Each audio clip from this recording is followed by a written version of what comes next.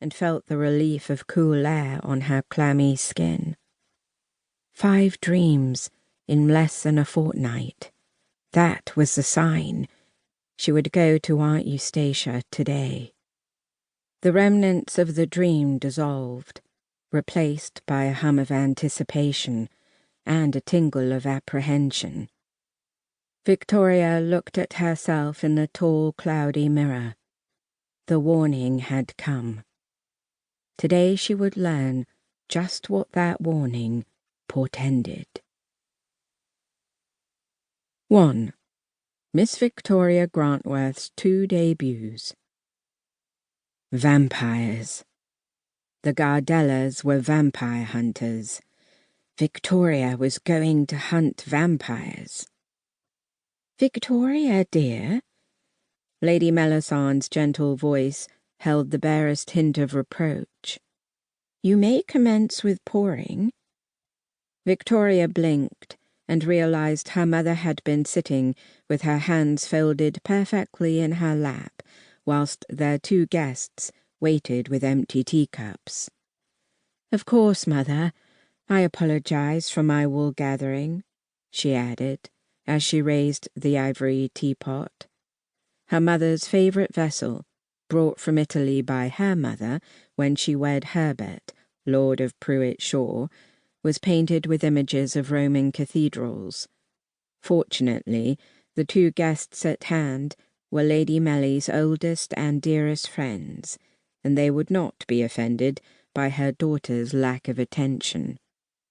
3 weeks ago, Victoria's biggest concern had been which gown to wear to an evening's event, or whether, heaven forbid, her dance card might not fill up, or even whether she would land a suitable husband during her first season out in society. But now, how on earth was she going to hide a wooden stake on her person? One couldn't just slip it into one's glove or down one's bodice. Not to worry, my dear Melly. I'm sure the girl is just a bit distracted with her coming out in less than a fortnight. Lady Petronilla Fenworth smiled gently at Victoria as she retrieved her steaming cup. Of the 3 matrons, she bore the sweetest disposition, one that matched her delicate, angelic face and tiny frame. She reminded Victoria of a china doll. After waiting in mourning for these past 2 years, surely she is beside herself that she is to debut at last. Indeed, I dare say you are correct, replied Victoria's mother, the celebrated beauty of the trio. I have great hopes for her on the mart, for though she is 2 years older than most of the others, she is certainly beautiful enough to catch the eye of a marquess, or even perhaps a duke.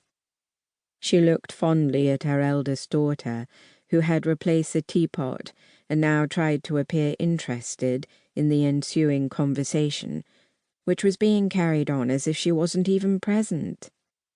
Lady Winifred, who was the other of Melisandre's lifelong friends, leaned forward to select a biscuit with plump fingers. She looked up, her eyes sparkling with excitement. My sister by marriage tells me that Rockley will be seeking a wife this year at last. Rockley! The other 2 elder women repeated the name in unison, their tones bordering on a squeal, as if they were the eligible misses instead of Victoria. Since both ladies had been married for nigh on a quarter century, at least until Melisande had been widowed a year earlier, it was quite unnecessary and rather ear-splitting. Victoria, did you hear what Winifred said? Lady Melisande grasped her daughter's hand. The Marquess of Rockley is seeking a bride. We must ensure he is invited to your coming out. Winnie, will your sister by marriage be attending? I shall see to it, and that she insist her husband bring Rockley. Nothing would please me more than to see our dear Victoria steal the heart and purse of the elusive Marquess of Rockley.